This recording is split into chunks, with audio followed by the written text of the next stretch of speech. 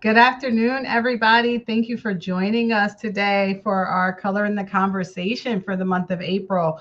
So today we're going to be highlighting and having a conversation with this lovely family that you're going to meet in a minute, where we're really centering on what it's like to be advocating for Black maternal health and hoping to learn from this family. What they can share with us about their birth experience. So I'm going to pass it over to our lovely couple here. Would you like to come and introduce yourself to our audience?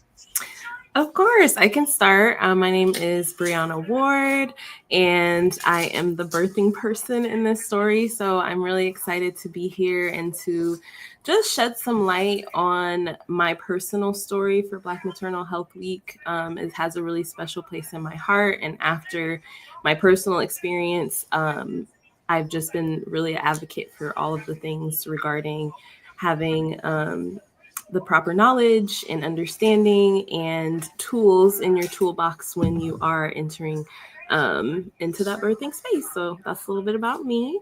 Thank you, Brianna. Welcome. My name is Lorenzo Ward, and I am the husband and father in this experience. Thank you for being here, Brianna. Nice to meet you. Thank you. Alicia? Hi, everybody. I'm Alicia Caldwell, and I am Brianna's mother. In addition to that, I am also a licensed mental health professional, the author of The Journey Back to Self, and the founder of Live Like Her. The Her stands for healthy, empowered, and resilient. But today I am here as Brianna's mother and my beautiful grandson's Yaya. So that's why I'm here today, and I'm looking forward to this conversation.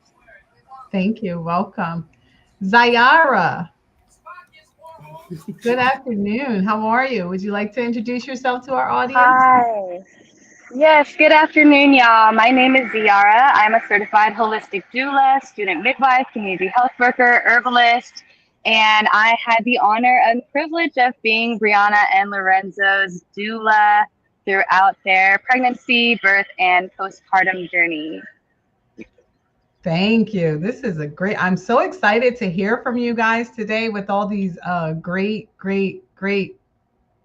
background information. And yes, happy Black Maternal Health Week. And so to kick us off, Brianna, let's talk about your experience and your birthing experience and what you're hoping to share with others in our community.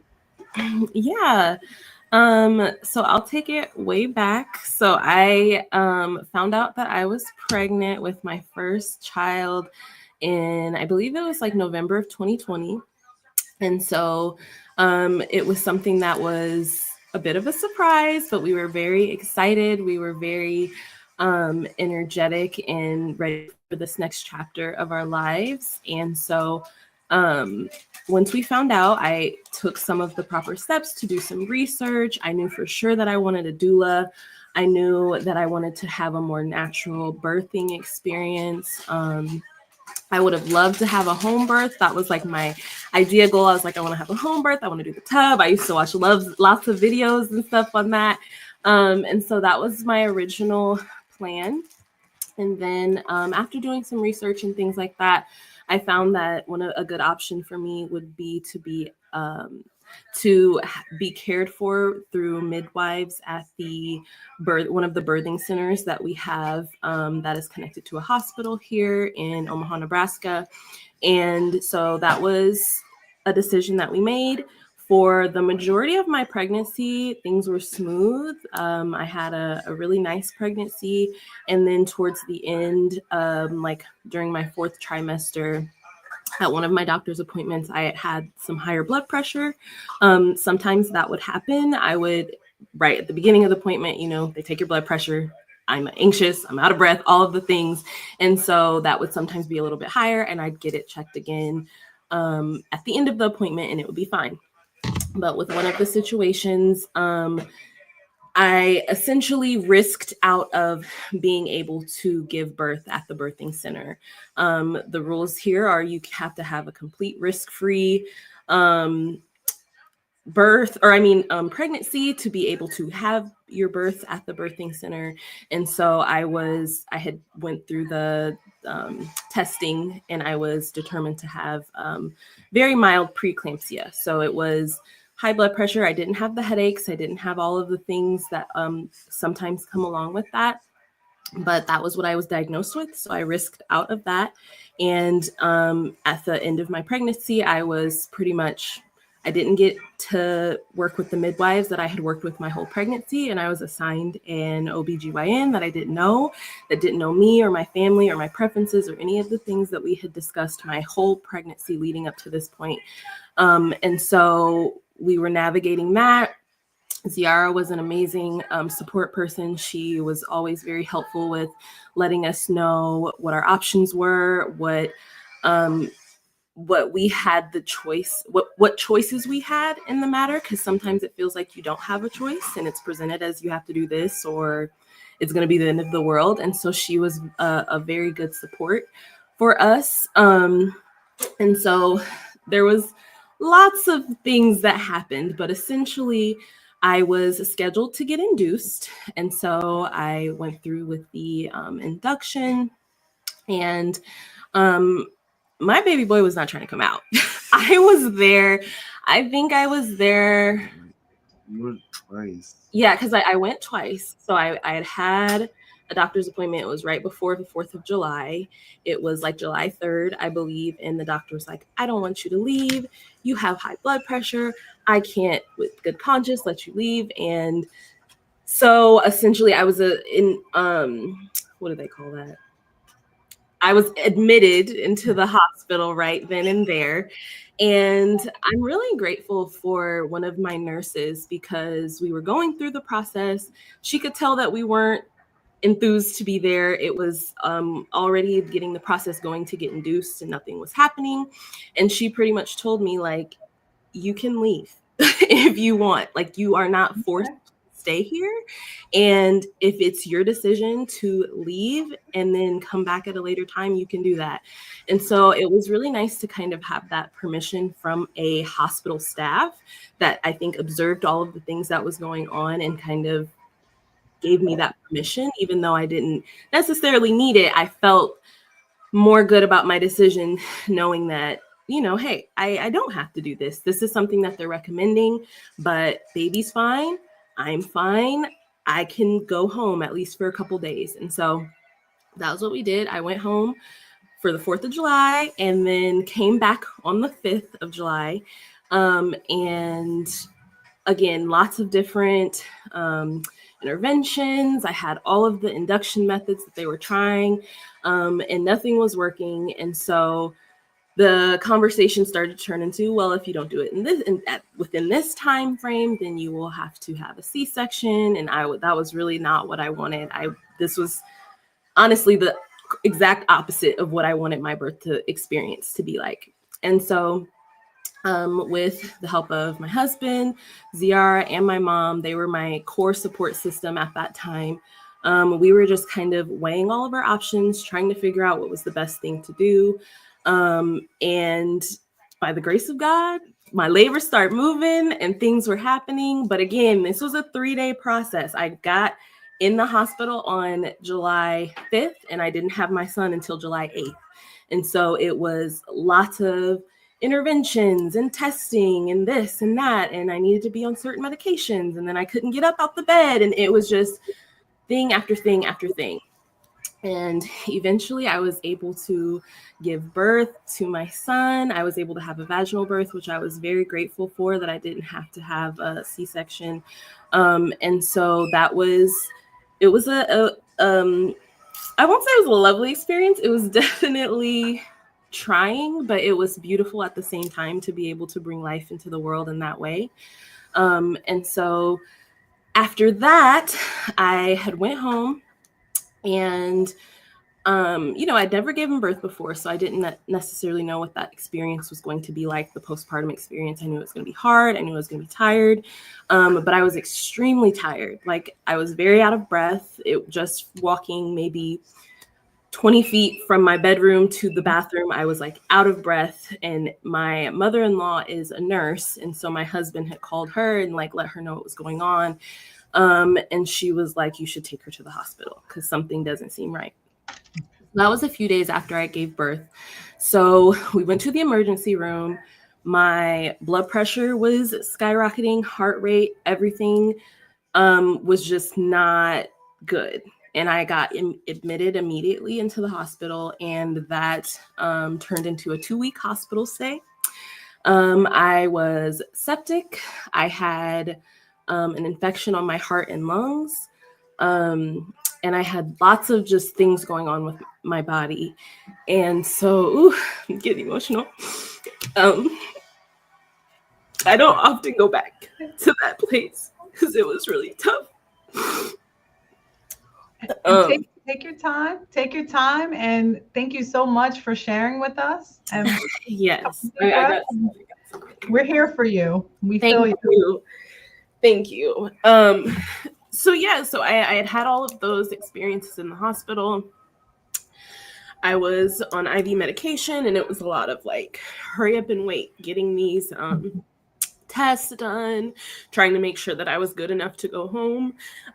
My husband and Ziara and my mom were all there with me. And it was a lot. It was a lot. My son was there with me, and this was during peak COVID time, so I'm really grateful that it wasn't worse, but that also added another layer of stress and strain onto the situation. And so, after things got resolved, I was able to leave the hospital, but then I had to get an port in my arm. And I had to do IV medications for 6 weeks at home with the home health nurse. And my husband and my mom, we moved in with my mom so that we could have help. But yeah, it was just a very trying time. And it was not my ideal entrance into motherhood. And it was very tough. And I am a very big advocate for people to know that you have a say, you have rights, and you do not have to do the things that the hospital staff are pressuring you to do if that's not what you want to do, because you know your body. Even if you're this is the first time that you've given birth, you're an expert on yourself. And so it was a lot. This is just scratching the surface of everything that I experienced. And then, of course, after 6 weeks of IV medication, I got that poured out, and my maternity leave was done. And so it was like, get back to work. You know, you have this newborn, you have bills, you have things, like life keeps going. And so it was really difficult. It was a difficult entrance into motherhood. But I'm extremely, extremely grateful for my husband and my mom and my doula for being there and being able to advocate for me when I couldn't do it for myself. So that's a little bit about my story. I didn't expect to get emotional there, but again, it's not often that I go back to those days because it was a really tough time for everyone involved. But you know, when it's me, it's like, I can't imagine it being my loved one on the other side. It was me. And so I was just pushing through and getting through the next thing. And sometimes when I stop and realize all that I went through, it's pretty jarring. So Brianna, thank you so much for letting us in and sharing space with us and allowing us to share space with you for that amazing journey and wrapping our arms around you virtually, right? So happy to have you guys here. And it sounds like you have such an amazing village that pulled through for you, your mom, your doula, your husband. And Lorenzo, what was that like for you as the father and the husband? It was a real eye-opening experience. Excuse me, mainly because there was, a lot going on. We were like, going from just a married couple to now a family. And, like Brianna was saying, it wasn't very like a smooth transition. But I mean, we still adjusted, very well to everything, really. We tried to be prepared as we possibly could for almost every situation. We tried to, predict every outcome we possibly could, based on each decision we made. But I mean, there wasn't, much that could prepare us for what actually happened. And sometimes that's the hard part. You feel like you know everything, or you feel like you got things figured out, and then there's like a curveball. Yes, and life starts life and doing its own Yeah, thing. exactly. And that's also just like once you become a parent, that's like almost every day. Yeah. Or like that's like, every once a week, you got something, happening, and you're just like, oh dang, I didn't expect this. Or, so it definitely was one hell of an experience, but it definitely helped out, just as far as like becoming a parent. Like, okay, well, now we're ready for anything. If we can make it through this situation, we can make it through so much more. For sure. And as the father, as the husband, um, at times when she's going through these processes and making these decisions, how did you feel as far as how to make the decisions or when to step in and be her advocate, or did you feel empowered? What worked for you? I want to say, definitely having the doula helped out a lot, just because she informed us on a lot of the things. The doctors, they kind of just throw things out and they just say things, and they're just like, okay, well, we're going to do this, we're going to do that. And then they just, start pulling out equipment, or they just start wheeling in a cart, and they're just like, all right, we're about to do this. And you're like, whoa, like, can we talk about this? Can we think about what's going to happen? How's this going to affect Brianna or the baby? And, that was, it was definitely empowering having the doula. But outside of that, it was, they still found a way to make you feel powerless. And, they're just doing their jobs at the end of the day, but then they get blinded by doing their job and not really like seeing the human in the patient, or like the human experience of what we were going through. They're just trying to get through the day and they're going home. Right. And at the end of the day, we're still there. We're still trying to get this baby out, or, Brianna's still trying to heal. Right. And so it was definitely a lot. Mm-hmm. But I do appreciate the doula, and the birthing classes we took, that was, helpful, because we got to learn more things, or just like little tricks we could do to help with Brianna during labor and afterwards. So that helped out a lot too. Yeah, thank you for that. So it sounds like just everything that you did, you were a hands-on dad, and that prepared you for the unthinkable too, because you were able to be involved in like, oh, I think I know this, and maybe we could try this move, and feel like you were a part of that process as much as possible.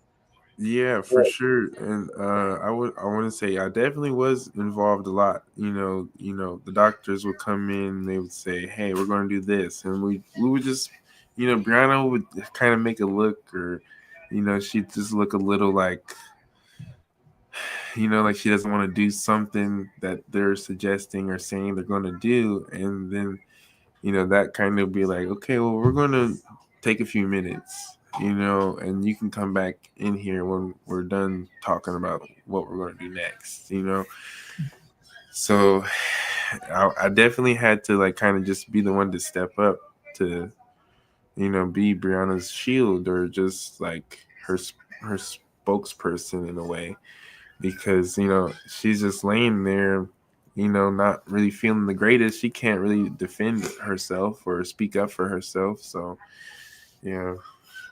Thank you, husband and protector. I hear that, and I appreciate you. We see you. We appreciate you. And before we wrap up, I'm going to ask you how you help other men get there. We're going to get to that. Zyara, I see you're back, and they're singing your praises. You were the doula in that room.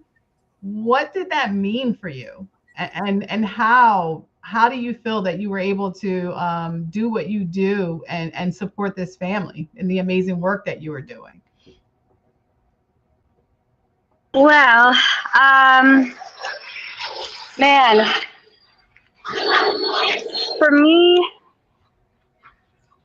honestly, supporting Brianna and Lorenzo through their journey, it was one of the most challenging cases that I have experienced to date. I mean, you guys went through so much, and I always told you guys I'm so proud of you, because the way that you had to fight, the way that you had to become knowledgeable and aware of everything, but not only that, to actually activate what was being taught, was extremely moving, powerful for me. Despite all of the challenges, you guys came out on the other side. It was a very emotional experience for me as well, to support them and witness them going through all of the challenges and the growth and near-death experiences. You know, we talk a lot about perinatal and maternal morbidity, but we don't talk as much about the women who go through these really, really hard experiences and have to deal with the health consequences for a long time after that. We don't talk as much about the morbidity. And so the journey really highlighted some of those things to focus on more in my work. And, you know, it was definitely a call to action and a call to level up in the way that I showed support. I mean, we did like 6 months of postpartum care afterwards, just to make sure that they were sound and settled and okay after everything that they had been through. So, and for myself personally, you know, I'm a student midwife as well, and I had always seen myself following that path and that calling and that journey from the very first moment that I was sitting in my very first doula training, and I've taken quite a few now after 5 years in practice. I knew that I was meant to be a midwife in that first training, and the whole experience really just solidified for me the need to go further and the need to become another option for women and birthing folks to have someone and something that they can turn to outside of the system that doesn't always care for us or give us our options or, you know, enable us to feel empowered in our experiences. So it really solidified a lot of things I know for me in my practice, and, you know, also just to witness how powerful that information can be, again, by seeing Brianna and Lorenzo put it into practice, you know, despite everything that they went through. And still, I just want to say I'm just so proud of you guys, and I'm so grateful that Yaya, Miss Alicia was there to support. I mean, the way that their village really showed up for them. I always say it doesn't take a doula, it takes a village. And my job is just to be the example and to share information so that everybody can kind of find their best place to fit in.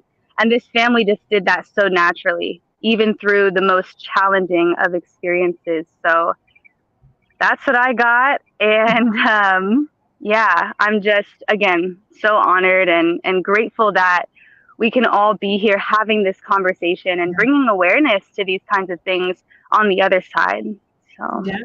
Thank you so much. And as I'm hearing you speak about like these optimal outcomes, first of all, I got full body chills and just almost emotional with y'all, right? Because to hear you say like that they were able to put everything in action, and the word that stands out the most is feeling empowered, right? Because this is what we want for the community, to say, you know what, I want to go home. I want to try it this way. I don't want a C-section. This is my birthing experience. And we're going to talk more about that. But before we do, I want to hear from Alicia, because I'm hearing your baby trying to have her baby. And what was that like for you, watching your baby go through this? Oh, there is so much to it, but it was an honor to be Brianna's mother and to be a support for Lorenzo during this process. And I'm just grateful that I was able to show up as, and I'm gonna keep it real. There were some moments where I could have just fell apart because, witnessing, all the traumatic things going on. And yes, this is a family affair. Mm-hmm. Like Brianna is my baby, and she is fighting to bring her baby into the world healthy, whole, and her healing journey, all of these things, yes, I'm a therapist, but all of that went by the wayside. I showed up each and every day in that hospital as her mother. Yes. Like ready to go to war to make sure that my baby and her baby were well. And that was my only focus. Everything else went by the wayside. I will say that being a therapist, it helped me because I was skilled at advocacy. I was skilled at recognizing that her physical health wasn't the only thing at stake here. Her mental health is at stake because doctors are coming in the room giving every worst case scenario. And I'm like, okay, hold on. Like all of these things that you're saying may actually be true, but like Lorenzo said, can you look at the human side? You're just looking at her on like your clipboard, but this is a human sitting in the bed hearing all of these things, and that's going to affect her mind, and that will affect her body. Her healing process, in my mind, because I'm a woman of faith, I'm like, it's going to happen. We don't know the time frame, but it's going to happen. But you're showing up as a doctor, as these experts, and you're giving us all of this negativity, which is weighing us down. So I was in the room while the doctors were praying, or I was praying while the doctors were saying, yes, whatever it is that they were saying. I had all of these prayerful rebuttals in my mind. yes. And as soon as they would leave, I would just share with, like, the doctors don't know. They only know what they know. Like they don't know us. They don't know you. They don't know what you're capable of. Your body is going to heal. They may not have the remedy, but we serve a higher power that does. So it is so important when birthing Black women are going through traumatic experiences that they have advocacy, self-advocacy, and prayerfully, I hope, a support system. A spouse that's going to be there sleeping in the hospital room with a newborn baby in a hospital crib. Like, come on, this is like the first couple of weeks of life. Yes. And people don't hear these stories. They hear statistics, but there's real people, real families, real babies behind these stories. And I know it can be uncomfortable for people to hear it. Policymakers are getting tired of hearing it. Do you believe for a moment, and I would ask them to do this if they hear this, that we're tired of living it? Like, you may be tired of hearing about it, but we had to live through it and heal from it. And this is a healing journey because, you can see just talking about it. This isn't something that I would have been able to talk about like a year ago, 2 years ago.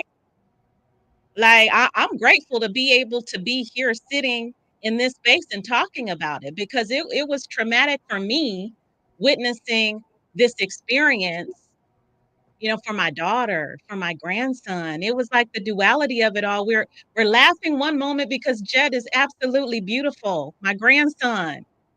So such a blessing, but then grieving that she didn't have the beautiful birthing experience that I imagined she would have.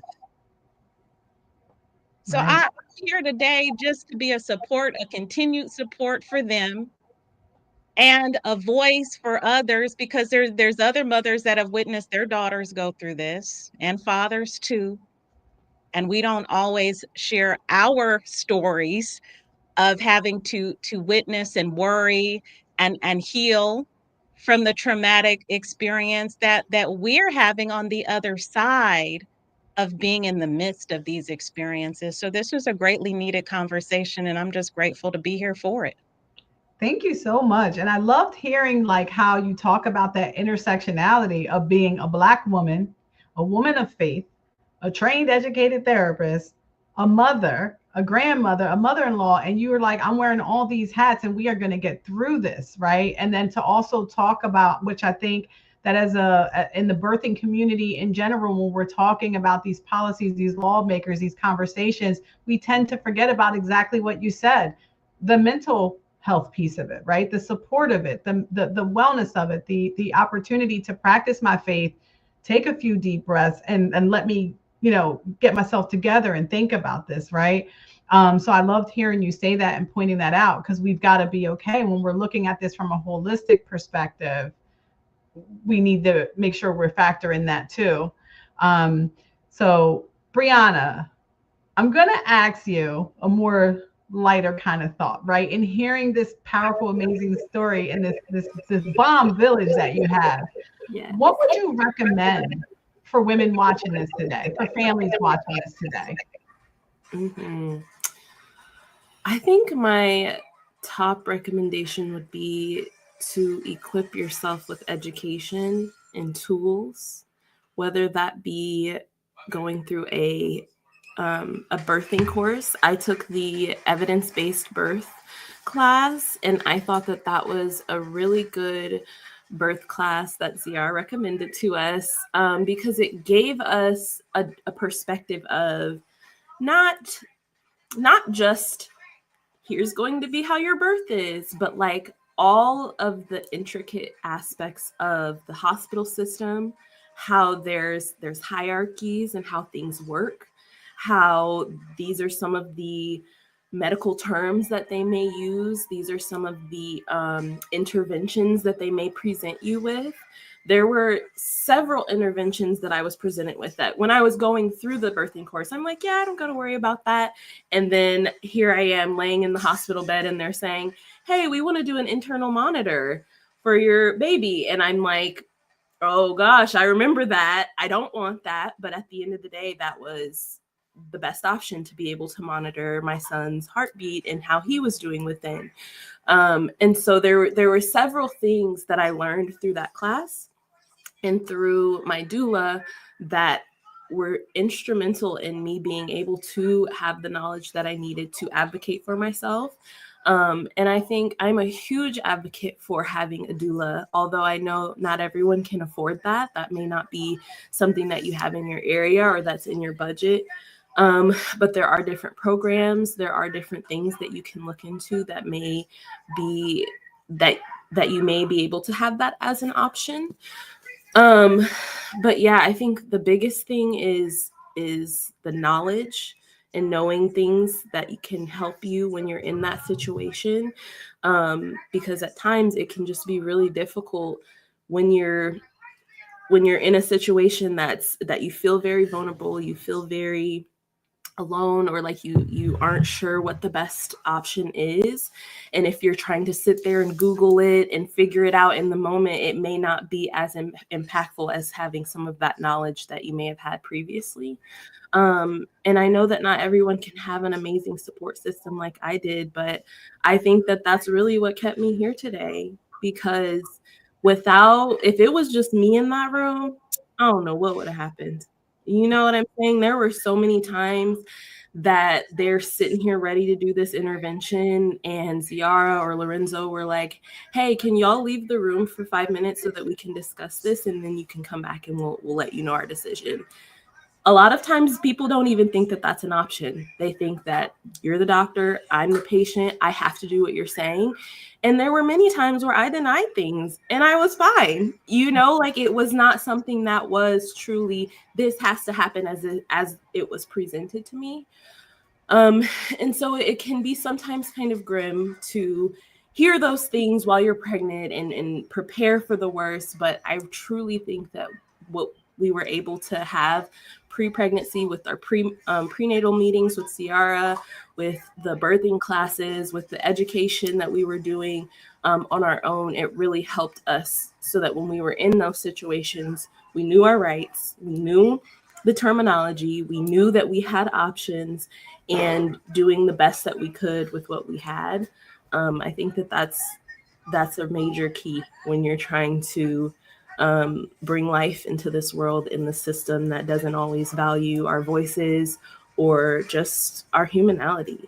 We're just people trying to, and like Lorenzo said, this is your job, but this is my life. Like you get to go home and talk about your patient. This is my life experience that I have to live with forever. And I don't think that that's always something that's realized. Yeah.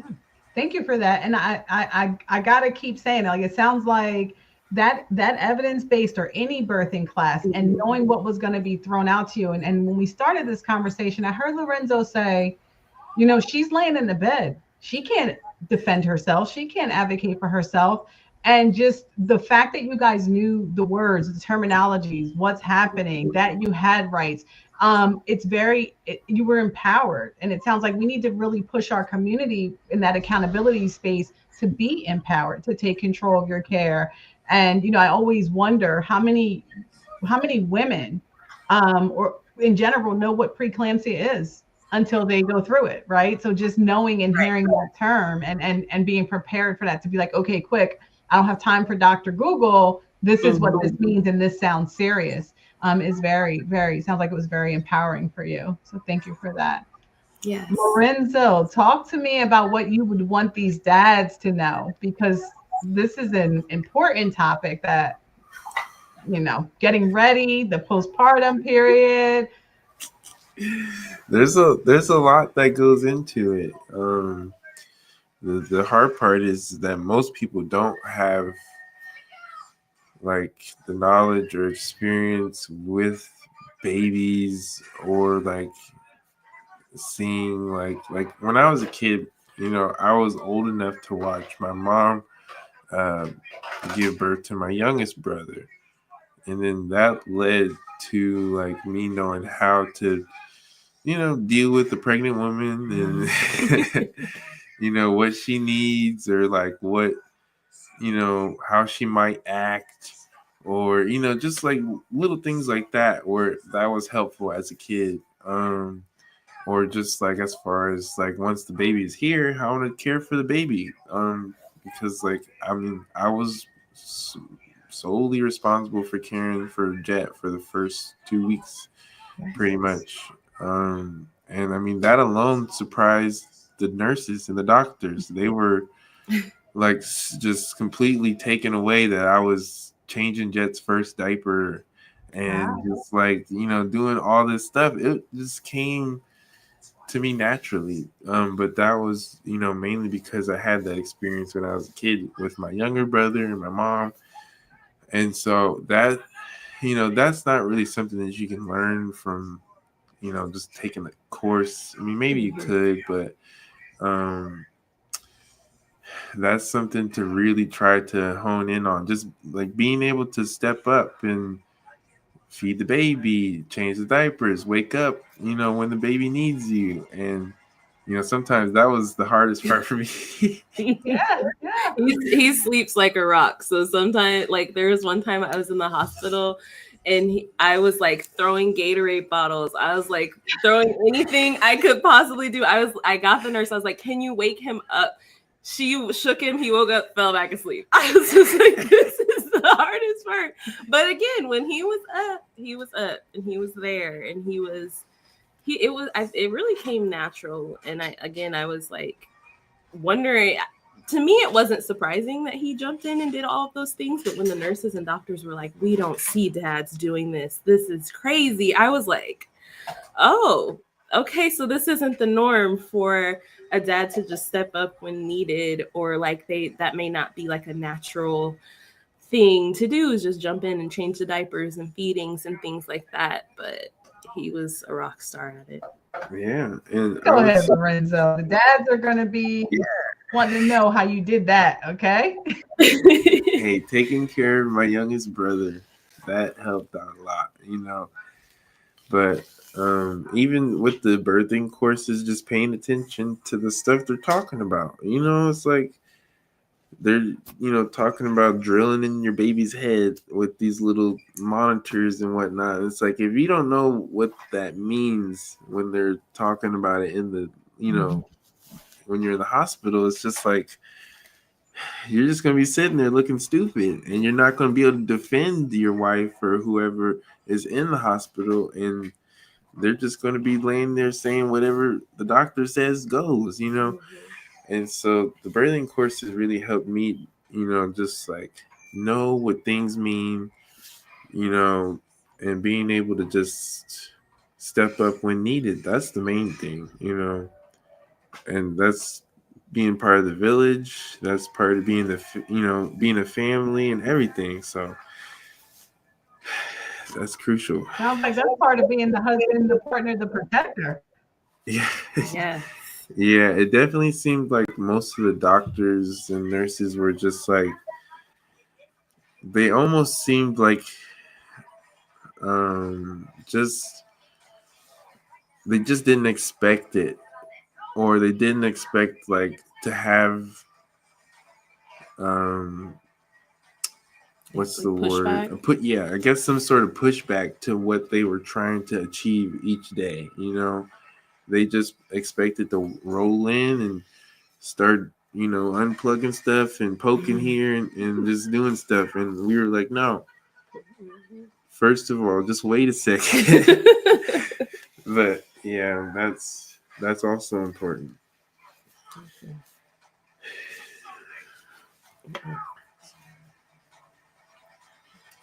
Oh no. Yes, we're the hosts now. We're the hosts. I'm sure she'll be right back. Okay, there she goes. You are. I don't know, y'all. The internet is not trying to let me be great, or something's happening with the Wi-Fi, but I'm back. I'm sorry. Making stuff, so the Wi-Fi is just not cooperating. All right, so Alicia, I want to ask you, as mom, grandmom, and therapist, right? We do a lot of this work as mental health professionals with people that we don't necessarily know. What was that like for you, trying to help with that grieving process and managing expectations? And how did you guys get through the mental aftermath of all of this? Therapy. I do believe that you know if you even if you don't go through a traumatic birthing experience, transitioning into motherhood in general is going to be a difficult thing for some, right? It's going to be challenging, and even if it's not challenging, it's helpful to have someone to walk you through the transition. But if you have experienced a traumatic birth, like an experience that's outside the ordinary, or if you're a supporter of a woman who has, there's going to be a ripple effect, mentally, emotionally, even physically, because we are like holistic beings. There are layers to us. But for me, being well wasn't only for me. It was for Brianna. It was so I could show up and be supportive for Lorenzo, and so I could, help take care of Jet. So it was important for me to reach out and get back into therapy to work through what I had going on mentally. And then I could show up and remind Brianna how important it was for her to make sure she was taking care of herself mentally, that it was okay to feel a certain kind of way about her experience going the way that it was. That it was okay for her to just sit back and heal. That was I wanted that to be her only job. Like, sit back and heal and lean on your support system. If you can't do it, and there's no one to help you do it, it just won't get done. And that's okay. Like, this is your healing period. And that's the most important thing. But then I have to take my own advice. and make sure I was taking care of me, because in all honesty, that period of time where Brianna was in the hospital, I mean, I wasn't sleeping well, I wasn't eating well, you know, there was a lot of disruptions, because the only thing I was thinking about was her health, her well-being, her healing, you know, going into this hospital and all the different things. Why is this happening? And just figuring it out as we were going along. It doesn't matter that I've been a therapist for 20 plus years. I've never been through that. That like had nothing to do. I didn't learn about that in a book. Like the only way for me to get through it was to go through it. And so now we are thankfully in a better place. But this is something that's going to be a part of our story. But I see it as a story of resilience. And this is going to help other people who may not feel like they have a voice, who may not feel like they can speak up and advocate for themselves. So therapy was important for me, and continuing to take care of myself, to talk about it, because to be honest with you, it took me several sessions of in therapy before I could even talk about it. I knew what I was there for, but I wasn't ready to talk about that. And I got to a place where I could, and I'm glad that Brianna's getting to that place where she can. And it doesn't mean we got to talk about it in the absence of tears, because the tears are watering the healing. And that's refreshing. It's necessary. And that would be my biggest recommendation. If you don't have a support system, your therapist can be your support system. There are hired professionals that can be your support system, because I get it. Not everyone's going to have a supportive mother, father, sibling, spouse. I wish that were the case, but sometimes we have to hire the people that we need on our journeys. And that's okay too. Yes, thank you for that. And I love that frame of reference, right? The tears are part of the healing. And we don't have to show up and try to hold it together, because we're feeling that. We're feeling those emotions. And that's part of what we've been through. So I think that's so powerful. What else do you guys think? We got a couple minutes here left. What do you want our audience to know? What else? What can we do to support our community and one another? Do you want to say it? Maybe we need more doulas. Be nice if there was more birthing centers, accessibility to those, because I don't feel like there were many in the area to begin with. Yeah, that's important. Yeah, I just think it's important to share these stories too. Like my mom said, patients had reached out. One of the people from the perinatal, I'm sorry, I can't remember the whole name. But patients had reached out to me last year and asked if I was ready to tell my story, and I wasn't in a space where I could tell my story.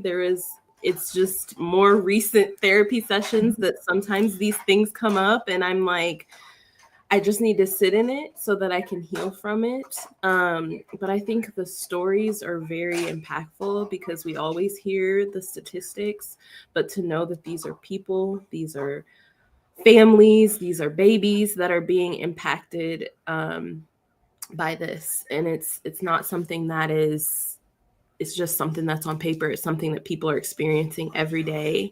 And when you are a pregnant person, you aren't trying to hear those stories. It's like I was trying to duck and dodge all of the horror stories when I was pregnant, but sometimes it was really impactful to know certain things so that I knew how to move when I was in that situation.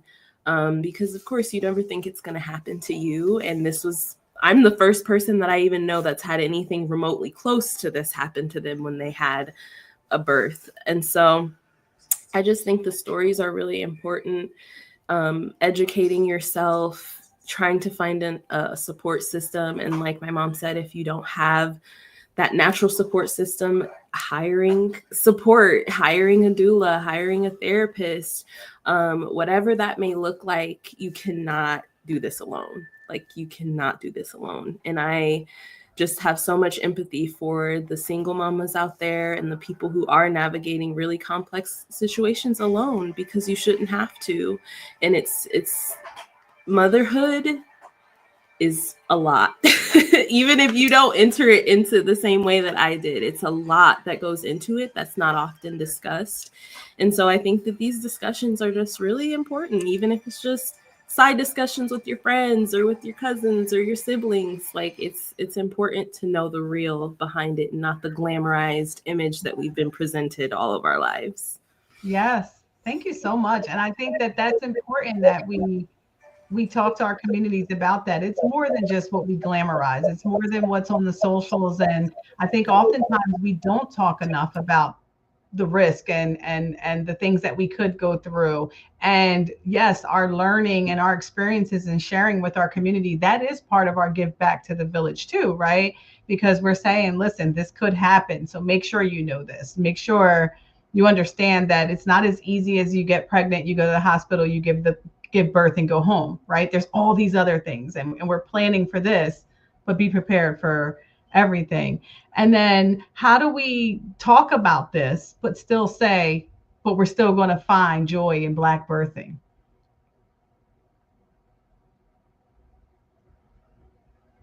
What do you think, Alicia? Oh, there is so much joy, so much joy, and I have to say that the joy will sustain us. It is fuel. Every day that I get to see my baby and her baby, that's joy. Like, anything that I have to face and battle in order to have that, I'm willing to go through it. And that is the resilience of who we are. But resilience doesn't mean that we have to weather these storms alone. Resilience is recognizing that we do need support along the way, that we need to ask for help, that we need to prioritize ourselves, and that is a flex. That is the source of our strengths. That will keep us rooted.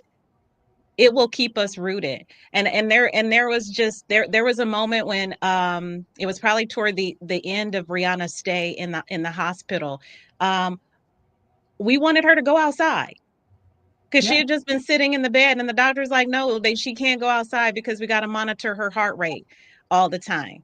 And we'd have to get someone to go outside, take a wheelchair, this, that, and the third. And I'm said, so do it.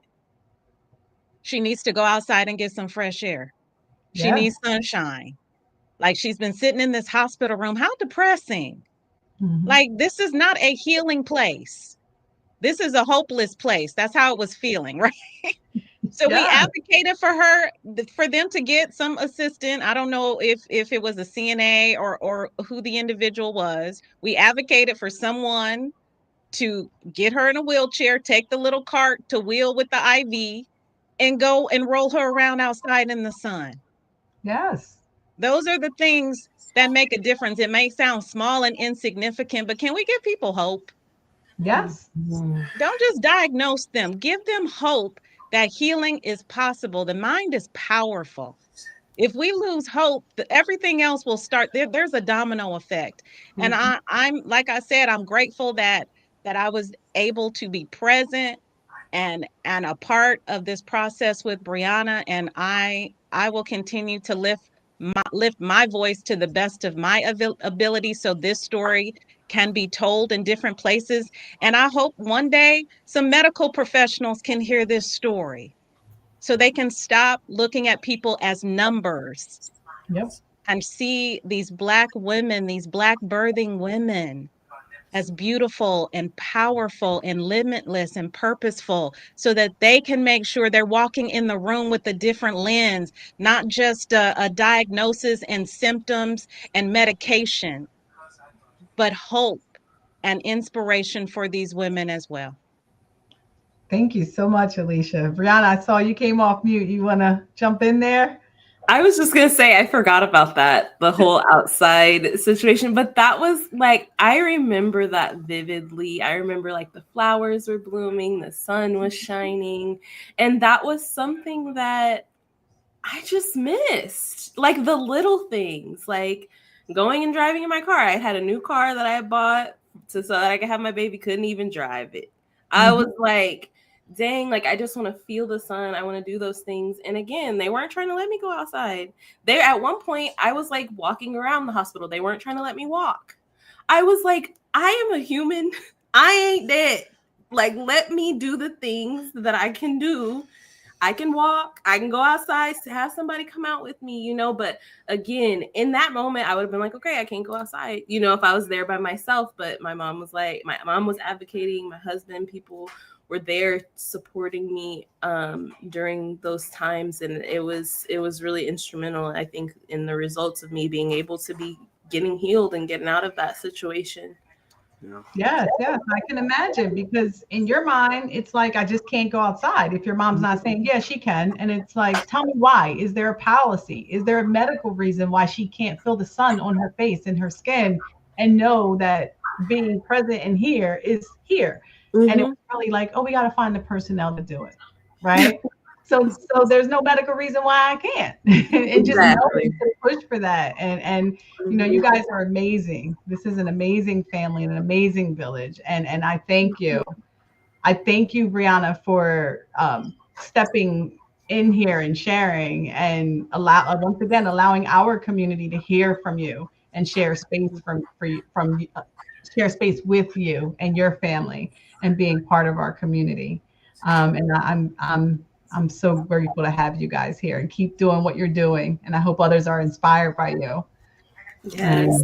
Thank you. It felt really good to be able to share my story in this way. And I hope that it impacts someone. That's my hope, is that it carries on. The mission carries on, and it doesn't just go without recognition, or that real change can begin to happen from people like me sharing their stories. Yes, absolutely. And for our listening community, you'll see the PSI helpline and the crisis number. If you or anyone you know are in need of mental health supports, use those numbers. And once again, like, just everybody, if you take away from hearing today, be present, look for your village, find your village, rely on your community, and be there for one another and feel empowered. And there's all of our follow us on IG, www.postpartum.net. Thank you all for being with us this afternoon. Yes, thank you all. Thank you for having us.